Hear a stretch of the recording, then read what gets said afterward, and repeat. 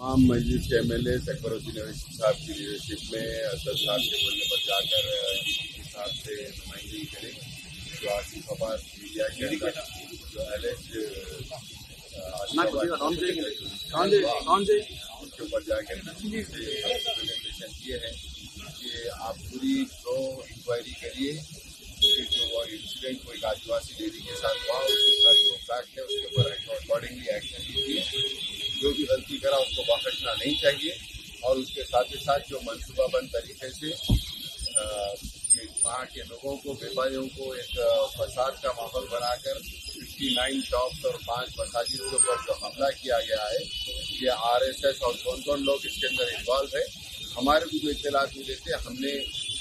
DGP साहब को अकबरुद्दीन अवैसी साहब ने उनको तमाम तफसीलात दिया है कि जो भी लोग हाथी है चाहे वो जो आदिवासी के साथ करा अगर उन्हें हाथी है तो उसको भी कोई सजा के अंदर रियायत मुरवत नहीं होना चाहिए। और जो लोग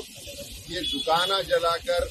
गरीब मुसलमानों के मसाजिद के ऊपर दुकाना जलाकर कारोबार 59 शॉप बंद करे 5 मसाजिद के ऊपर अटैक करे और पूरे तेलंगाना का माहौल खराब करने के लिए प्री प्लान तरीके से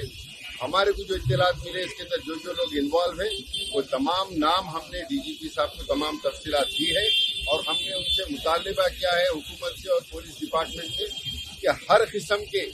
साथियों के साथ हर किस्म के फिरका परस्त ताकतों के साथ इसके अंदर शुरू से लेकर आखिर तक जितने भी जराइम हुए हैं